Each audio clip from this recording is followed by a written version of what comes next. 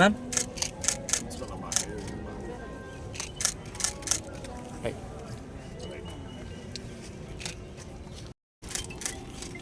கொஞ்சம் உள்ள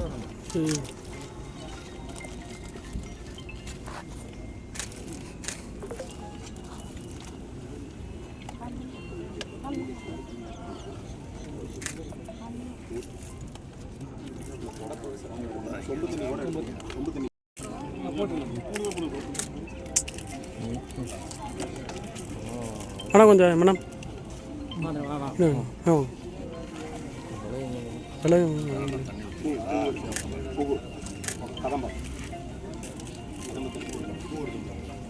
கதம்பத்தை அப்படியே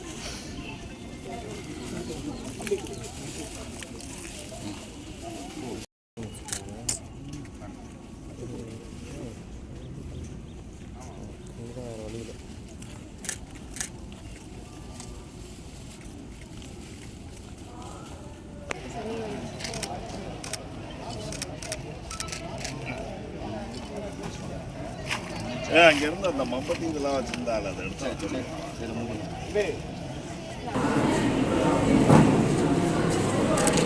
சார் சார் ஐயா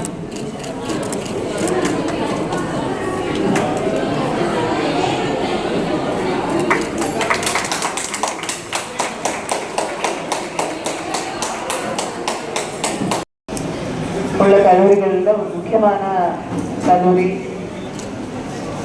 கவர்மெண்ட் விமென்ஸ் காலேஜ்.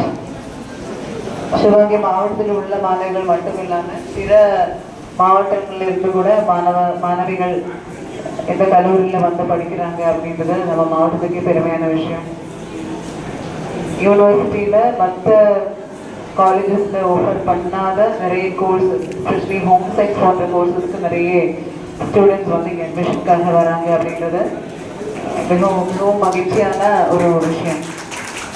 இங்கே ஒவ்வொரு வருஷமும் அதிகரித்து வரும் அட்மிஷனை கருத்தில் கொண்டு தமிழ்நாடு அரசு புதிய கட்டிடங்கள் சாங்ஷன் பண்ணியிருக்காங்க. ஏற்கனவே லேபரட்டரி ஃபெசிலிட்டி அந்த பில்டிங் தான் நம்ம எடுக்கிறோம். அந்த ஃபெசிலிட்டி தேவை இருந்ததுனால 6 லேப்ஸ் வந்து நம்மளுக்கு சாங்ஷன் ஆகிருக்கு. Zoology, home science and chemistry இந்த 3 சப்ஜெக்டுக்காக இந்த லேப்ஸ் வந்து பயன்படுத்தப்படும். அது இல்லாமல் அடிஷ்னலாக 6 கிளாஸ் ரூம்ஸ் இதுக்கும் இன்றைக்கு அடிக்கல் நாட்டப்பட்டிருக்கு. ஸோ டீச்சர்ஸ் சஃபிஷியன்ட் டீச்சர்ஸ் இருக்கிறாங்க, 110 டீச்சிங் ஸ்டாஃப் உண்டு. ஸோ எல்லாரும் இணைந்து இன்னும் மேலும் இந்த காலேஜோட பெருமையை வந்து பிற மாவட்டங்கள்லேருந்து குழந்தைகள் வந்து படினா இப்போது நம்ம காலேஜில் இவ்வளோ பேர் படிக்கிறாங்க அப்படின்றது காலேஜ்லேருந்து சொல்லி புரியறதில்ல. ஹாஸ்டலுக்காக நிறைய ரிக்வெஸ்ட் வரும். ஸோ எங்கே படிக்கிறாங்க அப்படின்னு கேட்டால் நாங்கள் சிவகங்கை காலேஜ் தான் படிக்கிறோம், எங்களுக்கு வந்து ஹாஸ்டல் ஃபெசிலிட்டி வேணும் அப்படின்னு கேட்டுட்டு நிறைய மாணவிகள் வந்து இந்த அட்மிஷன் அகாடமிக் செஷன் ஆரம்பிக்கிற டைமில் வந்து வருவாங்க. அந்த பேசிஸில் ரிக்வெஸ்ட் பண்ணி இப்போது ஏடிடபிள்யூ டிபார்ட்மெண்ட்டில் இருந்து தாட்கோ மூலமாக புதிய ஹாஸ்டல் கட்டுற வேலையும் நடைபெற்றிருக்கு. ஸோ அதுவுமே வந்து தமிழ்நாட்டின் முதலமைச்சர், திராவிட மாடல் ஆட்சியின் தலைவர், மாண்புமிகு முதல்வர் அண்ணன் தளபதி அவர்களுடைய இந்த நல்லாட்சியில் தமிழகத்தின் அனைத்து துறைகளும் சிறப்பாக செயல்பட்டு ஒட்டுமொத்த அனைத்து துறைகளின் வளர்ச்சியால் தமிழகம் இன்றைக்கு முன்னேறிய மாநிலமாக, முதன்மை மாநிலமாக உருப்பெற்றிருக்கிறது. எல்லா துறைகளும் என்று சொல்வதை விட குறிப்பாக கல்வி மற்றும் சுகாதாரம் ஆகிய இந்த 2 துறைகளையும் மாண்புமிகு முதலமைச்சர் அவர்கள் தனது 2 கண்களுக்கு சமமாக கருதுவதுண்டு. அப்படி கருதுவது மட்டுமல்லாமல் அதை செயல்படுத்துவதிலும் அவர் முனைப்போடு இருக்கிறார் என்ற அடிப்படையிலே தான் இன்றைய தினம் தமிழ்நாட்டில் பல்வேறு கல்லூரிகளில் கட்டி முடிக்கப்பட்டிருக்கின்ற ஆய்வகங்கள், அடிப்படை வசதிகள் மற்றும் புதிய வகுப்பறைகள் ஆகியவற்றுக்கான சிறப்பு விழாவையும் அதைத் தொடர்ந்து நடைபெறக்கூடிய பல்வேறு பணிகளுக்காக அடிக்கல் நாட்டியும் மாண்புமிகு முதலமைச்சர் அவர்கள் சென்னையிலிருந்து காணொலி காட்சி வாயிலாக இதை துவக்கி வைத்திருக்கிறார்கள். அந்த அடிப்படையில் இன்று நம்முடைய சிவகங்கை அரசு மகளிர் கல்லூரியில் புதிதாக கட்டி முடிக்கப்பட்டிருக்கின்ற 1.98 சற்றொப்ப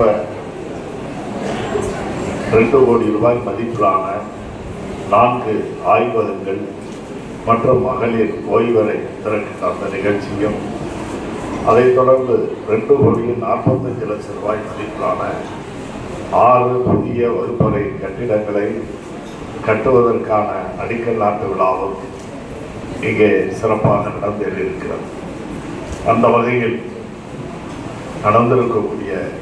நடைபெற்றுக் கொண்டிருக்கக்கூடிய இந்த நல்ல நிகழ்ச்சிக்கு தலைமை இருந்தாலும் கூட அந்த நாடு கல்வி வளர்ச்சி பெற்ற நாடாக இருந்தால்தான் அதற்கு ஒரு வல்லரசு நாடுன்னு கூட சொல்ல முடியும். ஆகவே கல்வியில் பின்தங்கிய மாநிலமாக இருந்தாலும் நாடுகளாக இருந்தாலும் அவைகள் என்னதான் செல்வ செழிப்புள்ள நாடுகளாக மாநிலங்களாக இருந்தாலும் அவை கருத முடியாது. ஆனால் கல்வி வளர்ச்சி பெற்ற ஒரு மாநிலம் நாடுதான் வளர்ந்த நாடாக கருதப்படும்.